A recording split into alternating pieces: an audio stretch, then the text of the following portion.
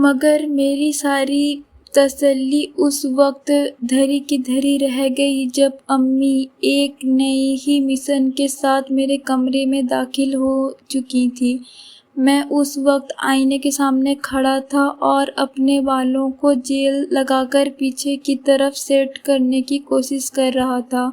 پچھلے 3 دنوں میں میرے بالوں کا جو حال ہوا تھا اسے دیکھ کر مجھے خود پر ترس آ رہا تھا۔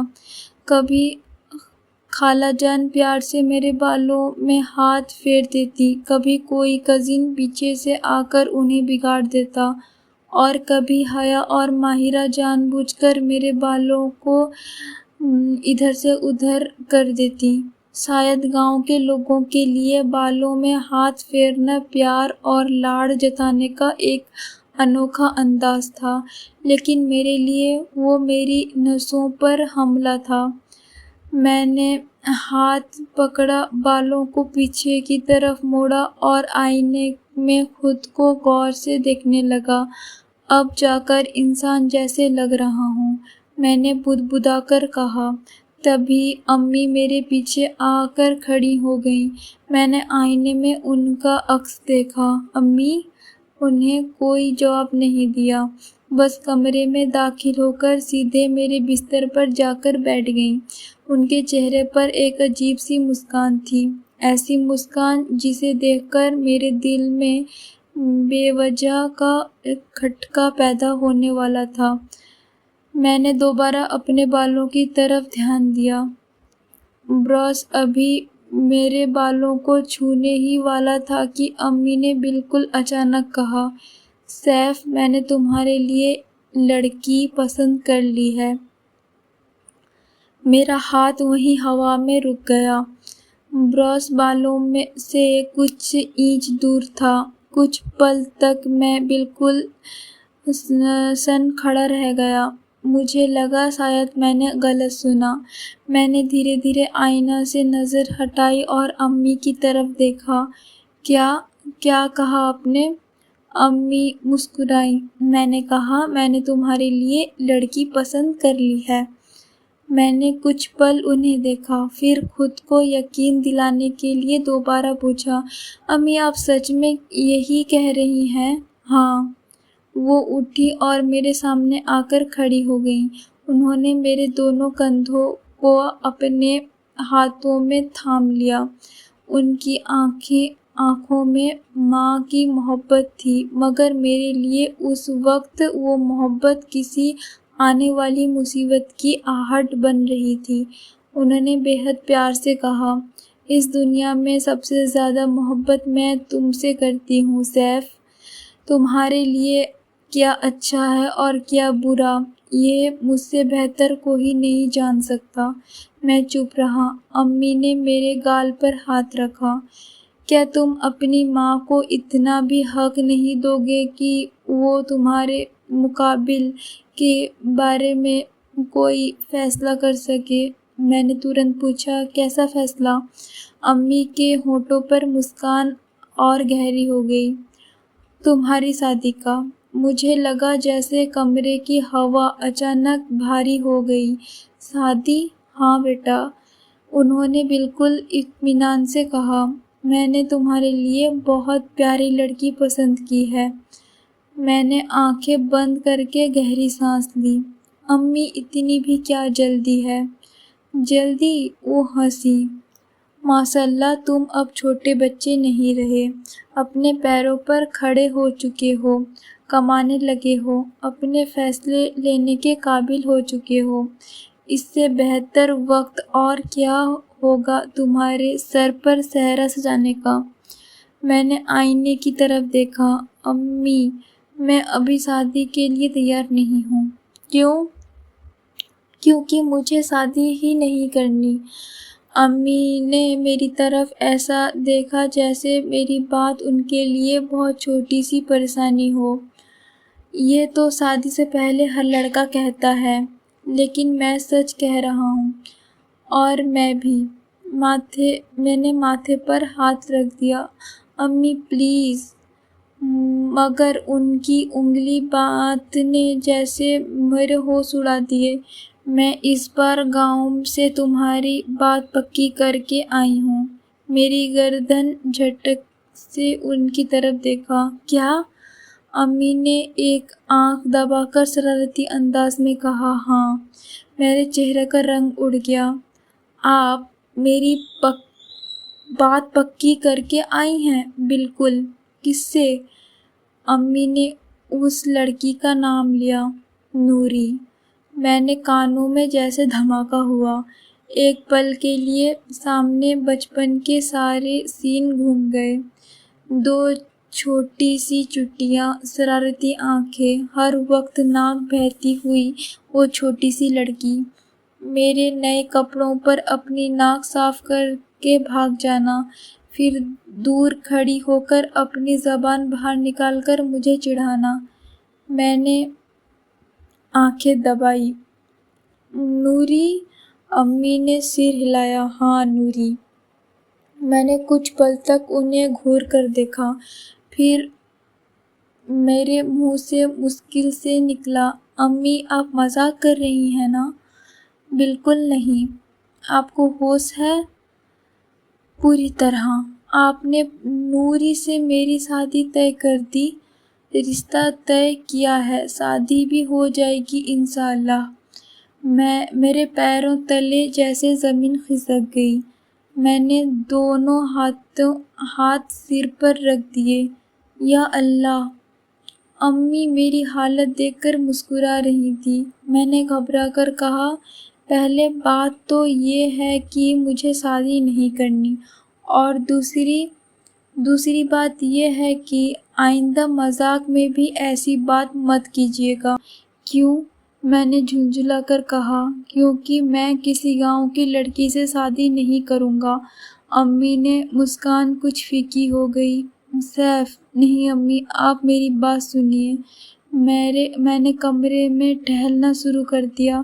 آپ کو پتہ ہے میں نے ان 3 دن میں کس طرح وقت گزارا ہے؟ چاروں طرف شور، بھیڑ، دھول، بچے، مٹی، اور اب آپ چاہتی ہیں کہ میں اسی گاؤں کی لڑکی کو اپنی بیوی بنا کر یہاں لے آؤں؟ امی نے بے حد سکون سے جواب دیا۔ تم نے کون سی ساری زندگی گاؤں میں رہنا ہے؟ میں رک گیا۔ کیا؟ ہم لڑکی کو بیاہ کر یہاں لائیں گے، وہ تمہارے ساتھ شہر میں رہے گی۔ میں نے حیرت سے ان کی طرف دیکھا۔ امی نے آگے کہا، اور مجھے وہ پسند نہیں ہے۔ آپ کو پسند ہے؟ بہت، لیکن مجھے نہیں ہے۔ تم نے اسے ٹھیک سے دیکھا ہی نہیں۔ میں نے فٹاک سے کہا، مجھے کوئی ضرورت نہیں ہے۔ امی نے گہری سانس لی۔ تمہاری یہی خود پسندی ایک دن تمہیں بہت کچھ سکھائے گی۔ میں نے ان کی بات انسنی کر دی۔ امی، میں ایسی لڑکی سے شادی نہیں کر سکتا۔ ایسی لڑکی؟ ہاں، تمہیں پتہ بھی ہے نوری کیسی ہے؟ گاؤں کی ہے۔ بس یہی تمہارا پیمانہ ہے؟ میں چپ رہا۔ امی میرے پاس آئیں۔ نوری پڑھی لکھی ہے، اس نے ماسٹرز کیے ہیں، یونیورسٹی سے پڑھی ہے، سمجھدار ہے، شریف ہے، اور سب سے بڑی بات، ان کے اندر تہذیب ہے۔ میں نے جھنجھلا کر کہا، مجھے تو شادی میں جتنی لڑکیاں دکھائی دیں سب بھاری بھرکم اور بھڑکیلے رنگوں کے کپڑوں میں تھیں، اوپر سے اتنا میک اپ اور اتنی جویلری کہ میں دیکھ کر ہی پریشان ہو گیا۔ امی نے میری طرف گھور کر دیکھا۔ تم نے پھر کن لڑکیوں کو دیکھ لیا ہوگا وہاں؟ میں نے کندھے اچکائے۔ مجھے کیا پتا، کیونکہ نوری ان لڑکیوں میں تھی ہی نہیں۔ میں نے ان کی طرف دیکھا۔ امی نے کہا، شاید تم نے اسے دیکھا ہی نہیں۔ میں کچھ نہیں بولا۔ وہ بہت سادہ لڑکی ہے، بہت پیاری ہے، اپنی حد جانتی ہے، بات کرنے کا سلیقہ ہے، پڑھی لکھی ہے، اور میں تو بچپن سے تمہاری نسبت اس کے ساتھ طے کر چکی ہوں۔ میری آنکھیں پھیل گئیں۔ بچپن سے؟ امی مسکرائیں۔ ہاں، تو آپ نے مجھے بتایا کیوں نہیں؟ کیونکہ میں تمہیں سرپرائز دینا چاہتی تھی۔ میں نے دونوں ہاتھ ہوا میں اٹھا دیے۔ یہ کیسا سرپرائز ہے امی؟ بہت اچھا، میرے لیے تو یہ صدمہ ہے۔ امی ہنس پڑیں۔ میں نے اپنا ہاتھ پکڑ لیا۔ میرے دماغ میں صرف ایک بات گھوم رہی تھی، نوری، وہی نوری جسے میں نے بچپن میں اپنی سب سے بڑی آفت سمجھ لیا تھا، وہی نوری جو میری سفید قمیض پر اپنی ناک صاف کر کے مجھے چڑھایا کرتی تھی، وہی نوری جو میرے پیچھے مٹی کے گولے پھینک کر کزن کی سرغنہ ہوئی کرتی تھی۔ اور اب امی چاہتی تھی کہ میں وہی لڑکی کو اپنی بیوی بنا لوں۔ میں جھنجھلا کر کہا، مجھے نہیں کرنی کسی سے شادی، مجھے نہیں کرنی کسی پیاری ڈیسنٹ لڑکی سے شادی۔ امی نے بھویں اٹھائے۔ کیوں؟ کیونکہ آپ کی نظر میں ڈیسنٹ لڑکی کا مطلب شاید وہی ہے جو گاؤں میں پلی بڑھی ہو، اور اس میں برائی کیا ہے؟ مجھے نہیں پسند۔ تم نے اسے جانا تک نہیں، جاننا بھی نہیں چاہتا۔ امی کچھ پل خاموش رہیں، پھر دھیرے سے بولیں، سیف، کبھی کبھی انسان جس چیز کو سب سے زیادہ ناپسند کرتا ہے وہی اس کی زندگی کا سب سے خوبصورت وجہ بن جاتی ہے۔ میں نے ان کی طرف دیکھا۔ میرے ساتھ ایسا کچھ نہیں ہوگا۔ امی مسکرائیں۔ دیکھ لینا۔ امی، مجھے کبھی شادی نہیں کرنی۔ تمہیں کرنی ہوگی۔ نہیں، ہاں، نہیں، سیف۔ امی۔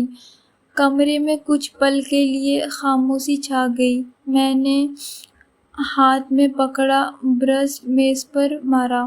بس مجھے یہ رشتہ نہیں چاہیے۔ میں تیز قدموں سے کمرے سے باہر نکل گیا۔ پیچھے سے امی کی آواز آئی، سیف!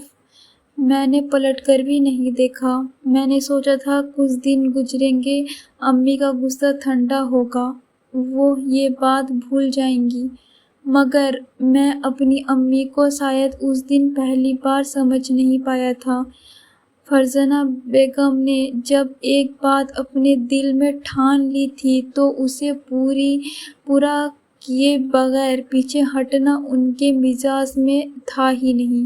اگلے دن بھی وہی بات، اس کے اگلے دن بھی وہی بات، کبھی پیار سے سمجھاتی، کبھی میری پسند پوچھتی، کبھی نوری کی تعریف کرتی، کبھی مجھے پرانی باتیں یاد دلاتی، اور ابھی صاف کہہ دیتی، میں اپنے اکلوتے بیٹے کے سر پر صحرا سجا کر ہی دم لوں گی۔ میں ہر بار ماتھا پکڑ کے بیٹھ جاتا۔ مجھے سمجھ نہیں آ رہا تھا کہ میری امی کو اچانک کیا ہو گیا ہے۔ کل تک جو میری شادی کا نام سن کر کہتی تھی ابھی بہت وقت ہے، آج وہی امی نہ جانے کس جنون میں میری شادی کے پیچھے پڑ گئی تھی۔ میں نے ایک دن پریشان ہو کر حیا اور ماہرہ سے پوچھا، تم دونوں کو پتہ تھا امی کو کیا ہوا ہے؟ حیا نے معصوم چہرہ بنایا، ہمیں کیا پتہ؟ ماہرہ نے مسکرا کر کہا، شاید امی کو بھابھی چاہیے۔ میں نے اسے گھورا۔ مجھے تمہاری یہ مسکان بالکل پسند نہیں آ رہی۔ حیا نے ترنت کہا، کیوں بھیا، نوری اچھی تو ہے۔ میں نے دونوں کو دیکھا۔ تم لوگ بھی امی کے ساتھ ملی ہوئی ہو۔ دونوں ہنس پڑیں۔ میں نے پھر سر پکڑ لیا۔ یا اللہ، گھر میں کوئی میرا اپنا نہیں رہا۔ لیکن میری سب سے بڑی غلط فہمی یہی تھی کہ میں اس رشتے سے بچ سکتا ہوں۔ مجھے کیا معلوم تھا کہ امی نے صرف نوری کو پسند نہیں کیا تھا، انہوں نے میرے لیے اپنی بہو نہیں چنی تھی، انہوں نے میری تقدیر چن لی تھی، اور میری تقدیر کا نام تھا نوری، وہی لڑکی جسے دیکھ کر مجھے کبھی غصہ آتا تھا، وہی لڑکی جس سے میں آج شادی کرنے سے بھاگ رہا تھا۔ اور وہی لڑکی جس کے بنا ایک دن مجھے اپنی زندگی ادھوری لگنے والی تھی۔ ایسا بالکل نہیں تھا کہ شہر میں مجھے کوئی لڑکی پسند آ گئی تھی اور میں اسی سے شادی کرنے کا خواب دیکھ رہا تھا۔ سچ تو یہ تھا کہ میری زندگی میں کسی لڑکی کے لیے جگہ ہی نہیں تھی۔ میں نے کبھی کسی کو اپنے دل کے اتنے قریب آنے ہی نہیں دیا تھا کہ اس کے جانے کا خوف پیدا ہو سکے۔ میری تربیت شروع سے کچھ ایسی ہی تھی۔ میں خود کو لے کر کچھ زیادہ ہی مطمئن تھا۔ کہہ سکتے ہیں میں اپنے آپ کا بہت بڑا فین تھا۔ مجھے اپنی جان میں کسی اور کی شرکت پسند نہیں تھی۔ میری دنیا میں میری پڑھائی تھی، میرا کام تھا، میری کامیابیاں تھیں اور سب سے بڑھ کر میں خود تھا۔ میں گھنٹوں اکیلا بیٹھا کرتا تھا اور مجھے کبھی اکیلا پن محسوس نہیں ہوتا تھا۔ کالج میں کئی لڑکیوں نے مجھ سے دوستی کرنے کی کوشش کی۔ کسی نے مسکرا کر بات شروع کی، کسی نے نوٹس مانگے، کسی نے کافی کے لیے پوچھا، کسی نے تو سیدھے سیدھے اپنے پسند کا اقرار کر دیا، لیکن میری جذبات میں کوئی ہلچل نہیں پیدا ہوئی۔ نہ دل تیز دھڑکا، نہ آنکھوں میں کسی کا چہرہ ٹھہرا، نہ راتوں کی نیند کسی کے خیال میں چھینی۔ میں ہر بار بڑی آسانی سے کسی نہ کسی بہانے سے رشتے سے باہر نکل آتا۔ مجھے محبت جیسی چیز ہمیشہ ایک ایسا جھنجھٹ لگتی تھی جو انسان کی آزادی چھین لیتی ہے۔ میں سوچتا تھا جب انسان اکیلا خوش رہ سکتا ہے تو کسی دوسرے کو اپنی زندگی میں شامل کرنے کی ضرورت ہی کیا ہے؟ شاید یہی میری سب سے بڑی غلط فہمی تھی، لیکن اس وقت مجھے اپنی سوچ پر پورا یقین تھا۔ میں نے تو کبھی خواب میں بھی نہیں سوچا تھا کہ ایک دن میری امی میرے لیے کسی لڑکی کو پسند کر کے میرے سامنے کھڑا کر دیں گی، اور وہ وہی گاؤں کی لڑکی۔ اور اس لڑکی کا نام سنتے ہی میرے ذہن میں جس معصوم سی شکل کی پرچھائی ابھرتی تھی وہ مجھے آج بھی پریشان کر دیتی تھی۔ اور وہ بچپن کی بدتمیز بچی جو سفید قمیص پر اپنی بہتی ناک صاف کر کے ایسے بھاگ جاتی تھی جیسے کوئی بہت بڑا کارنامہ کر دیا ہو۔ میں نے اسے برسوں سے نہیں دیکھا تھا، مگر بچپن کی وہ ہلکی سی تصویر میرے ذہن میں ایسے اب بھی کہیں موجود تھی۔ اور اب امی کہہ رہی تھیں، وہی نوری تمہاری ہونے والی بیوی ہے۔ میرے لیے یہ خبر کسی صدمے سے کم نہیں تھی۔ مجھے لگتا تھا امی ایک دو دن میں یہ بات بھول جائیں گی، مگر میں اپنی امی کو شاید ٹھیک سے جانتا ہی نہیں تھا۔ فرزانہ بیگم جب کسی بات پر اڑ جاتی تھی تو پھر ان کے سامنے پوری دنیا کی کوئی طاقت انہیں پیچھے ہٹا نہیں سکتی تھی۔ اور اس بار ان کے ساتھ میری دونوں بہنیں بھی ملی ہوئی تھیں، حیا اور ماہرہ۔ میرے گھر میں اب جیسے ایک دوسری بات چیت کا ایک موضوع تھا، نوری۔ میں صبح اٹھتا، بھیا نوری کو تو کھانا بنانا بھی بہت اچھا آتا ہے۔ میں ناشتہ کرنے بیٹھتا، امی نوری کتنی سلیقے دار ہے نا۔ میں آفس جانے لگتا، بھیا نوری نے یونیورسٹی سے ماسٹرز کیا ہے۔ میں شام کو گھر آتا، سیف ہم نے نوری کے لیے بہت پیارا سا ڈریس دیکھا ہے۔ اور اگر میں کسی طرح بات چیت کا رخ بدلنے کی کوشش کرتا تو کچھ ہی منٹ بعد بات گھوم پھر کر وہیں پہنچ جاتی، نوری نوری یہ، نوری وہ، نوری کتنی پیاری ہے، نوری کتنی سمجھدار ہے، نوری کتنی سادہ ہے، نوری کتنی شریف ہے، نوری کی مسکان، نوری کی پڑھائی، نوری کا سلیقہ۔ مجھے تو ایسا لگنے لگا تھا جیسے میرے گھر میں کسی انسان کا نہیں بلکہ نوری نام کی کوئی راشٹریہ یوجنا کا اعلان ہو گیا ہو۔